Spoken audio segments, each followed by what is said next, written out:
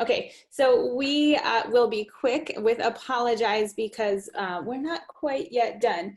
Erin and I are both teaching this for our winter classes, and so very sorry for everyone. We will have it done in a couple of weeks, but so what we'll do is sort of step you through what we've put in and what we have yet to put in the next couple of weeks. So this is a groundwater flow module. It sort of couples well with the one that Alex and Mark showed last week, but focuses on different aspects. So this one, kind of the target audience might be a groundwater hydrology class or a hydrogeology class. We kind of look at driving forces to flow. So we get to flow and groundwater flux, and flow direction and travel time is where we end up with this. So I won't step you through everything, but we start with sort of how you access, learning objectives are there, how you access groundwater data, and so why you might want to know it. Let's see. Why groundwater is different. You can't always see water levels, so you have to be able to access it from wells. And then we step them through a little video of how you, we show a couple of USGS videos of how to go out into the field and measure groundwater levels in wells. And then once they see that, we show how they might access that through the USGS site. So there's a little video that kind of just steps them through how to navigate through the website and how to find data there and how to interpret it. And then an activity with that is just to come up with a well hydrograph of their own. So they go through the USGS site and construct a well hydrograph through there. So that's the activity that they do through there. We also talk about hydrograph responses. So trends that you'd see in groundwater levels, what that means. What does it mean when you see the water level going down? What does it mean if it's going up? And then we give them a couple of different examples of well hydrographs and have them look through those and try to understand what it means. Like when you see a hydrograph that looks, if this is comparing two wells, what does that mean? What types of questions can you ask about that? So those are multiple choice things that they go through. Erin, do you want to add anything and talk about sort of next sections? Sure. So yeah, Mira is being very kind. I'm the one who requested an extension in part because I spent the last week at an early career geosciences faculty workshop, which is run through CERC, which is the Science Education Resource Center at Carleton College. So I was able to talk up HydroLearn in general a little bit at this workshop. It was there was a lot of emphasis on open access resources, so that was very exciting. But the thing that I really like about how we've designed our module is that it builds up in this way that goes from 1 dimension to 2 dimensions to 3 dimensions in a way that I hope will be very spatially intuitive for students who don't necessarily get that kind of training in 3-dimensional systems very much in other contexts. So we're starting with how water flows, and we're focusing on sort of bird's eye view, horizontal flow of groundwater. We're not really covering very much in terms of any vertical potentiometric gradients. And going from these point measurements and how we get measurements and what kind of measurements we're able to get to potentiometric surface maps. And so we're covering the more complex methods of interpolations that render these maps and how to read these maps if you're given a potentiometric surface map. So what kind of features can you pick out? Can you see the patterns that gaining and losing streams make on these kinds of maps? And then moving from there into how we use this kind of information to define systems where internally the groundwater is very connected, but it's not very well connected with groundwater outside of those boundaries, and thereby just barely leading into how you would define a model of a groundwater system. So right now, the potentiometric surface maps are not very thoroughly input yet Sorry about that.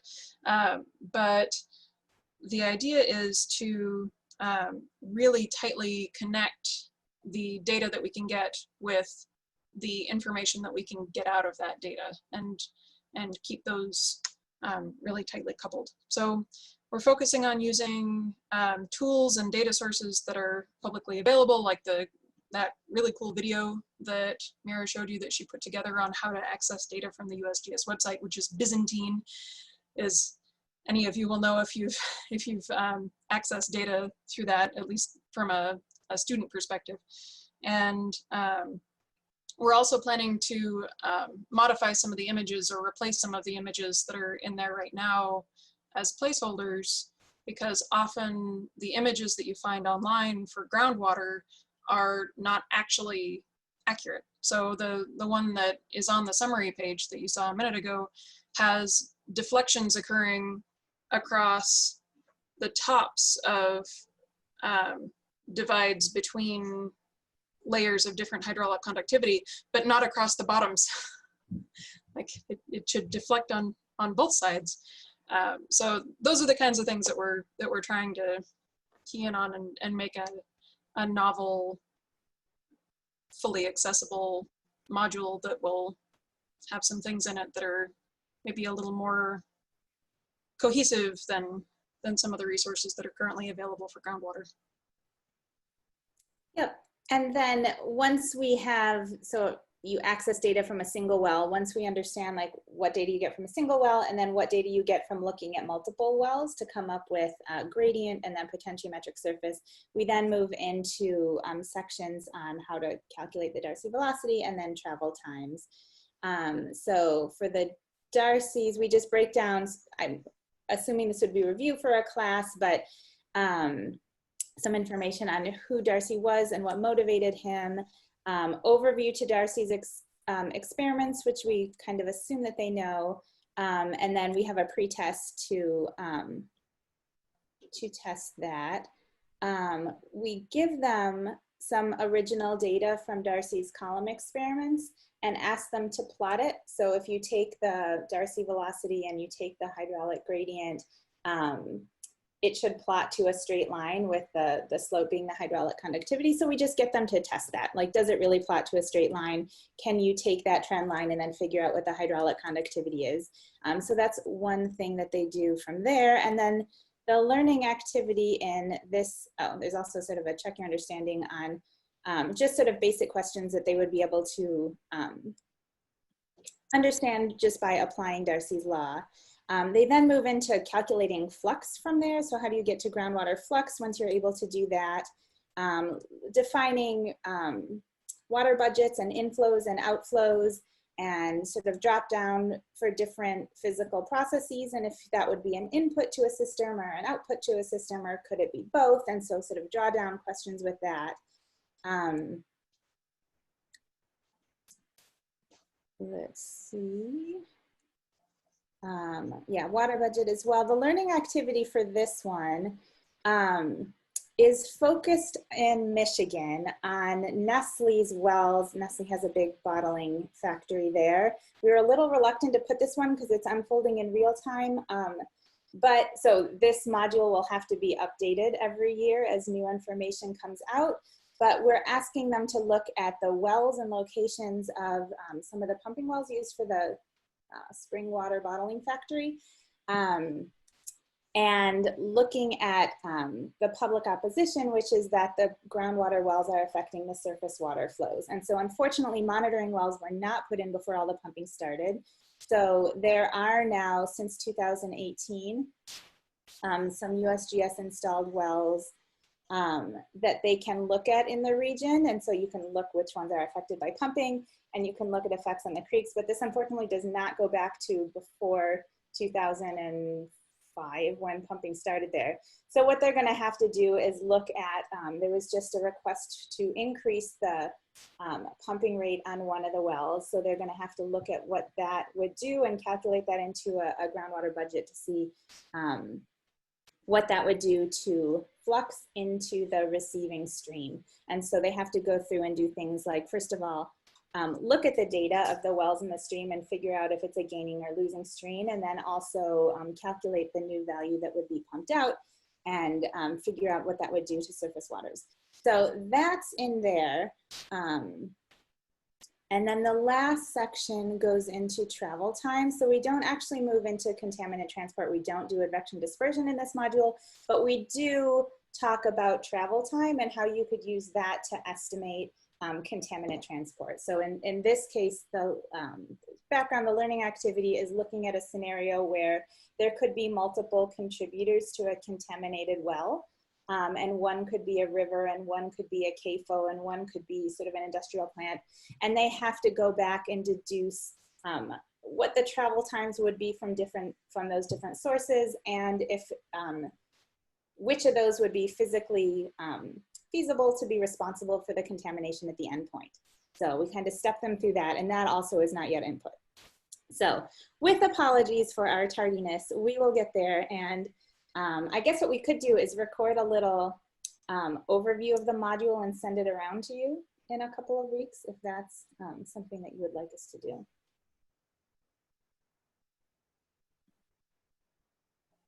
Erin, Thanks so anything much, else? Erin and Mira, for sharing that. You have really done a lot of great work there, so don't sell yourself short. I think there were some comments in the chat. As other people get their thoughts together, maybe unmute and jump in. Feel free to read the comments posted in the chat. Yeah, there's a lot of really good stuff in here, and I'm excited about seeing it when it gets a little farther along, because there's a lot of stuff that I would like to use. So I think a recording when you do this would be really cool. Since I offered, we will do it. There's something else that I'm excited about incorporating that has come along since our workshop, which is the Plat Basin Timelapse, which is a project that's being run through the University of Nebraska and maybe one or two other institutions, where cameras are set up to record different waterways within the overall Plat Basin, so Colorado, Wyoming, and Nebraska. And there are times when there's very, very high water levels, and you can see that in the time-lapse videos, and it will show the date. And there are nearby wells, and you can see the hydrographs. And so that's something else that I think building in that will be neat for students to be able to see the groundwater and surface water interaction and lag and events.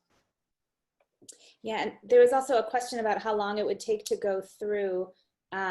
So I think of this as if I follow along how I teach everything in the class, I think 3 to 4 weeks is probably how it would line up. That's just my best guess for how long it would take. That's not total hours spent, but that's how I would line it up with the class.